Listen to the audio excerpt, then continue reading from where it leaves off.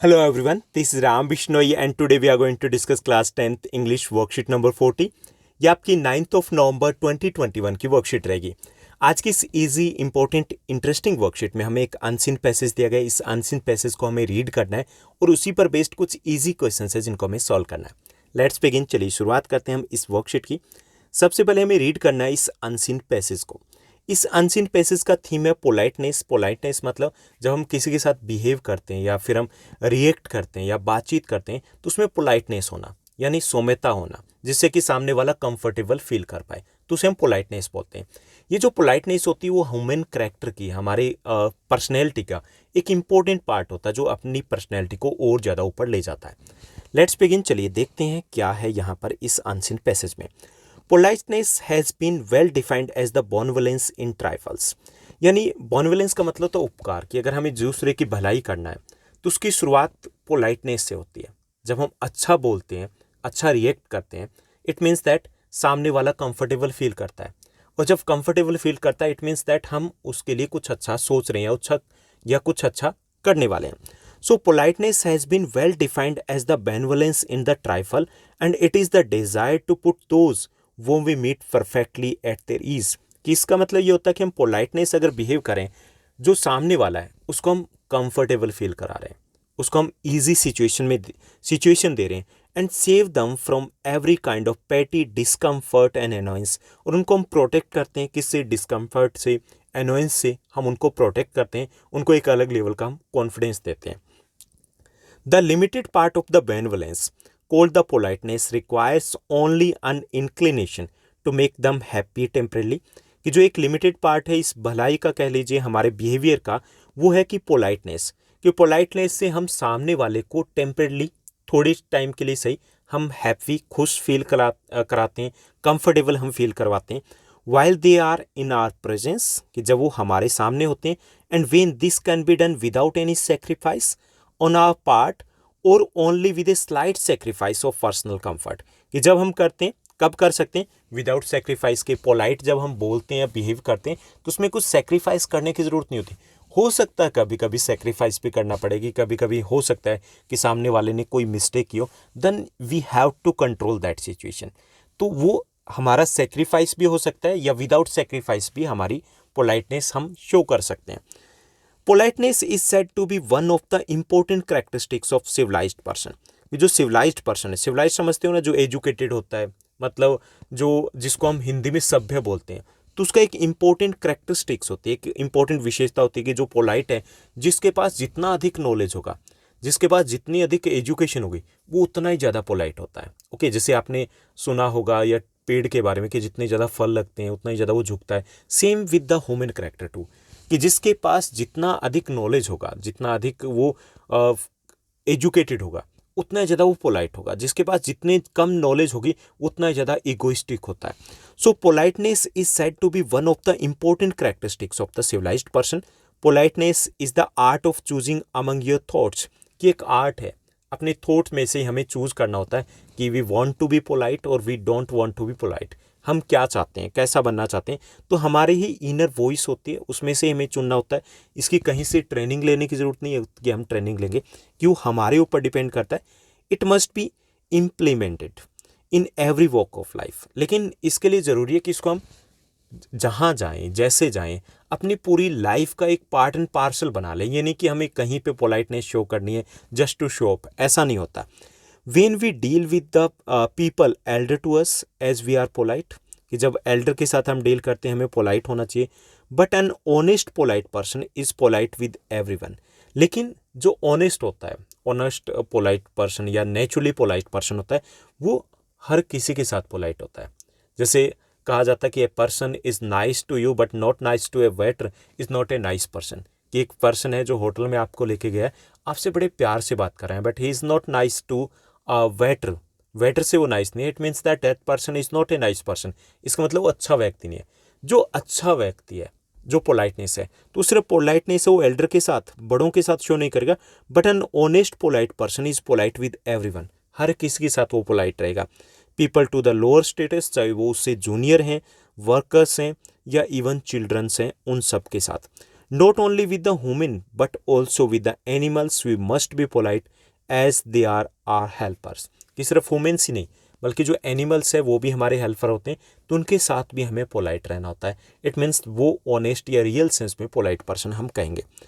Third बात करें कि पोलाइटनेस है वो एक स्किल होती है, जैसे बाकी स्किल्स होती है, आपके स्पोकन पार्ट की बात करें या पर्सनैलिटी डेवलपमेंट की बात करें या आपकी कम्युनिकेशन स्किल होती है, ऐसी पोलाइटनेस एक स्किल है। It is a skill and like any other skill you can master it with practice, कि धीरे धीरे हम इसके ऊपर प्रैक्टिस करेंगे तो हम इसको भी मास्टर यानी कि इसके भी हम एक्सपर्ट बन सकते हैं।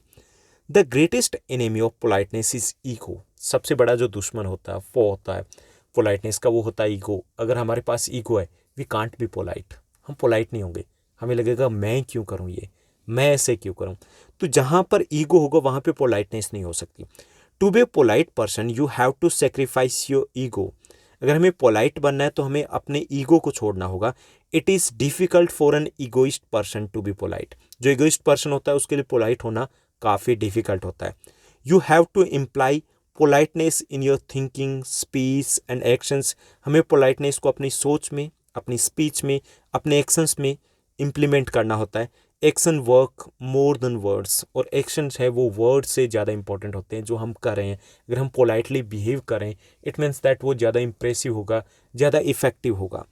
Polite actions will give fine results, politeness will reduce our stress, जो हमारा स्ट्रेस है वो कम होता है जब हम पोलाइट होते हैं। इट मीन्स पोलाइट होते हैं तो किसी भी टाइप के कंट्रोवर्सी होने की चांसेस बहुत कम हो जाते हैं। And boost your to be productive, और हम अपना ज़्यादातर फोकस है वो प्रोडक्टिव होने पर फोकस कर पाते हैं, अपने वर्क के ऊपर हम फोकस कर पाते हैं।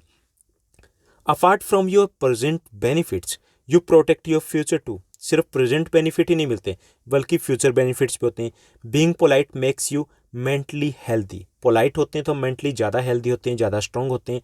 In our daily life we come across many incidents with people nearby and our self, की काफ़ी सारे लोगों से हम इंटरेक्ट करते हैं और पोलाइट होते हैं तो हमें वो खुशियाँ मिलती है, हमारा इंटरेक्शन बढ़ता है, हमारा सर्कल बढ़ता है और इन रिटर्न हमें हैप्पीनेस मिलती है, हमें मेंटल हेल्थ मिलता है, मेंटल पीस मिलती है हमें।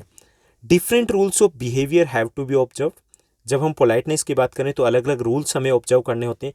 Accordingly as we are in the street और in the drawing room, at home, at school और in the company of friends और ऑफिस स्ट्रेंजर, चाहे हम कहीं पर हो हमें एक अलग लेवल की पोलाइटनेस है वहाँ पर शो करनी होती है।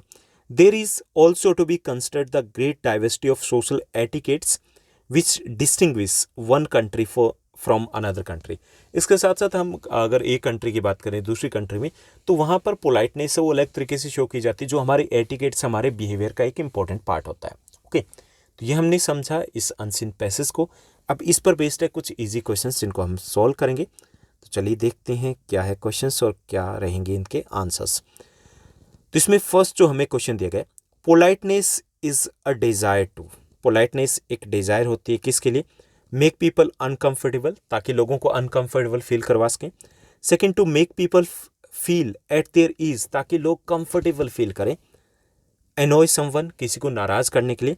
And be impolite with someone, किसी के साथ इम्पोलाइट होना, ओके, दुर्व्यवहार करना जैसे हम हिंदी में कहेंगे। तो इसमें करेक्ट जो आपका ऑप्शन रहेगा कि politeness is a desire to make people feel at their ease, ताकि वो कंफर्टेबल फील करें। तो बी आपका करेक्ट आंसर रहेगा फर्स्ट में। सेकंड आपका क्वेश्चन है, politeness is an important character trait of, politeness है हमारे कैरेक्टर का एक इंपॉर्टेंट ट्रेट होता है किसके, अनएजुकेटेड पर्सन का एक इंपॉर्टेंट कैरेक्टर का ट्रेट होता है। सेकंड दिया गया अनसिविलाइज्ड पर्सन है होता है, उसमें ये क्वालिटी होती है। थर्ड सिविलाइज्ड पर्सन होता है, उसमें ये क्वालिटी होती है। डी अनहैप्पी पर्सन होता है, उसकी ये क्वालिटी होती है। तो इसमें करेक्ट जो आपका ऑप्शन रहेगा वो सी रहेगा। सिविलाइज्ड पर्सन है उसकी एक इंपॉर्टेंट क्वालिटी होती है पोलाइटनेस, वो हमेशा पोलाइट ही आपको मिलेगा। थर्ड क्वेश्चन देखिए, the greatest foe of politeness, foe का मतलब जो इनेमी है, जो पोलाइटनेस है उसका सबसे बड़ा जो दुश्मन है, शत्रु है, इनेमी है, वो क्या होता है। First honesty, second generosity, third one is the kindness, fourth one is the ego. तो इसमें करेक्ट ऑप्शन आपका डी रहेगा, ईगो है वो पोलाइटनेस का ग्रेटेस्ट फो या इनेमी होता है। यानी जहाँ पर ईगो होगा वहाँ पे पोलाइटनेस हो ही नहीं सकती, ईगोइस्ट पर्सन है वो पोलाइट हो ही नहीं सकता। उसके बाद फोर्थ हमारा क्वेश्चन रहेगा, फोर्थ क्वेश्चन दिया गया, अन honest polite person is polite with, जो ऑनेस्ट पोलाइट पर्सन होता है यानी कि जो दिखावा नहीं करता, वो पोलाइट किसके साथ होता है? Someone, everyone, no one, sometimes. तो इसमें करेक्ट ऑप्शन आपका बी रहेगा, एवरीवन, हर किसी के साथ वो पोलाइट होता है। फिफ्थ क्वेश्चन देखिए, politeness is the art of choosing. Politeness है क्या चूज करना? Among your family, among your beliefs, among your thoughts, among your friends. तो politeness is the art of choosing among your thoughts, कि अपने विचारों को, अपनी सोच को हमें चूज करना होता है, वही पोलाइटनेस होती है, उसी के अकॉर्डिंग हम बिहेवियर करते हैं। तो चलिए एक बार फिर से देख लीजिए फर्स्ट 5 क्वेश्चंस के आपके करेक्ट आंसर क्या रहेंगे। तो इसमें फर्स्ट जो आपका क्वेश्चन दिया गया उसमें करेक्ट जो ऑप्शन रहेगा वो आपका बी रहेगा, make people feel at there is the politeness.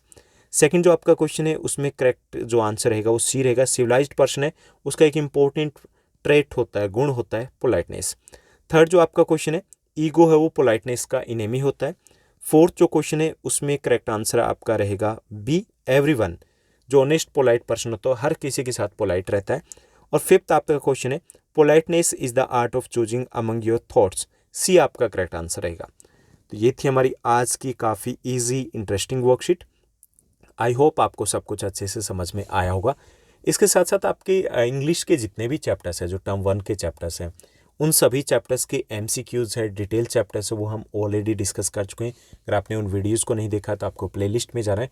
Playlist में क्लास 10th इंग्लिश का जीनियस बैच मिलेगा, जहाँ पर आपको ये सभी वीडियोस मिल जाएंगे। तो आज के लिए बस इतना ही। Thank you, bye bye, have a nice day. मिलते हैं नेक्स्ट वीडियो में।